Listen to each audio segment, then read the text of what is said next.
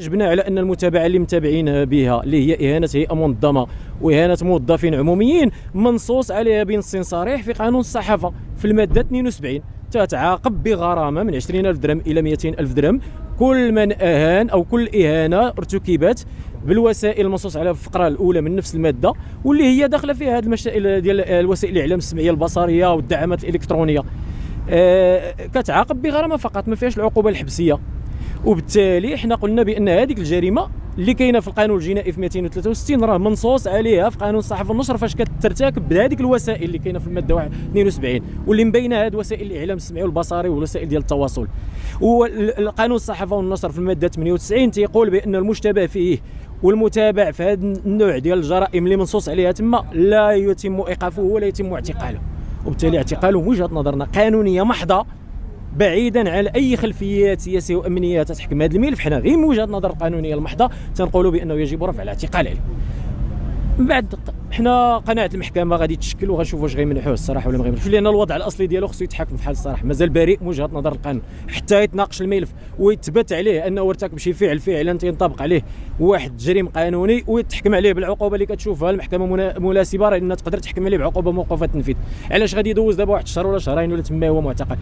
الاصل انه حتى تحكم عليه وتبنت الادانه ديالو بقرار حائز لقوه الشيء المقضي به عادي يمشي ينفذها في السجن، ينفذ عقوبته، ماشي كنديروا له عقوبه مسبقه غير حيت متابع وراه مازال بريء.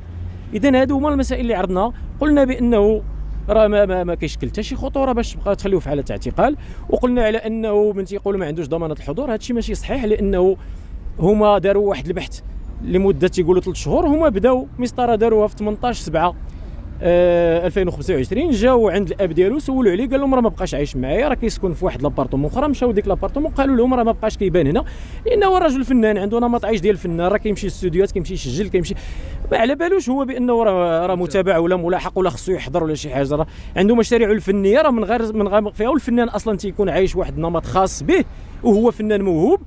اذا حنا قلنا لهم السيد لو كان هارب كون راه نهار اللي شديتوه في ايمو الزركندر فين شديتوه في فندق، جا للمدينه ديالو ومشى للفندق، وفندق معروف اللي دخل تما راه كيتقيد وكتمشي للائحه للسلطه وكتمشي للشرطه. اذا واش هذا سلوك ديال شي واحد فار من العداله وباغي يهرب كون راه مشى تخبع في شي بيت ولا مشى طلع للجبل ولا شي حاجه؟ اذا هذيك الصوره اللي تعطات المحكمه من محاضر الضابطه القضائيه غير صحيحه، زياده على انه هذا النوع ديال المحاكمات حنا بغينا بانها ما تبقاش في هذه البلاد هذه. من بعد دستور 2011 على الاقل هذا النوع هذا يسيء للصوره الحقوقيه ديال البلاد. واحد دير عمل ابداعي، قلنا لهم حنا البلاد في السبعينات ما كانش عندنا الترسانه القانونيه الحديثه الان وما كانش دستور 2011 ما عمر شي فنان ولا شي مبدع واخا يكون من وجهه نظر محافظه ولا من وجهه نظر معينه على انه تيمارس شي نمط ابداعي اللي ما مقبولش اجتماعيا ما كانش كيمشي للسجن. وضربنا مثال محمد شكري في الخبز الحافي ما كانش مقبوله وما كانش حتى هذا الانفتاح اللي كاين دابا في هذا الوقت هذا في السبعينات ولا هذا، كانت الامور شويه. ومع ذلك واخا الذوق العام واخا كل شيء ما قابلش هذيك هذا ما عمرش واحد دا شكري للحبس. حنا هذه البلاد بغينا نحافظوا على هذا الارث الحضاري، هذا الوجه المشرق الحضاري ديال البلاد ديالنا بغينا نحافظوا عليه.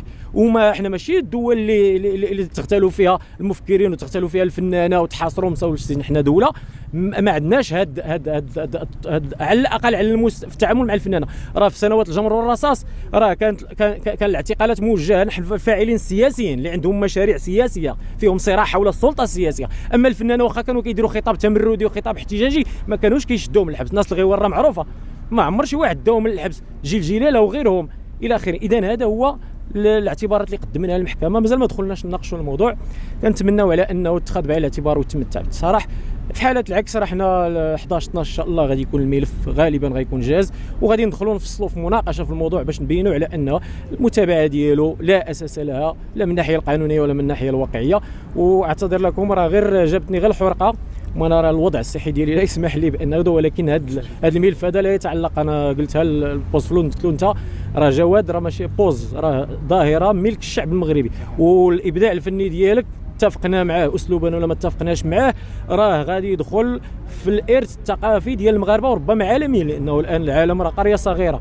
اذا كنتمنى ان شاء الله ان يطلق سراحه وان يحاكم في الوضع الاصلي ديالو، وباش حتى حنا نناقشوا وحنا مرتاحين وتا هو يكون مرتاح، ونبينوا على انه ما كاين تنطبق عليه حتى شي جريمه اللي كينصوص عليها في القانون، وان العمل ديالو هو عمل فني ابداعي ما عنده علاقه كاع بالجرائم، وممكن تسجل عليه حتى شي اضطراب اجتماعي اللي يستحق التجريم او يستحق العقاب. وشكرا لكم على مهنيتكم ايضا.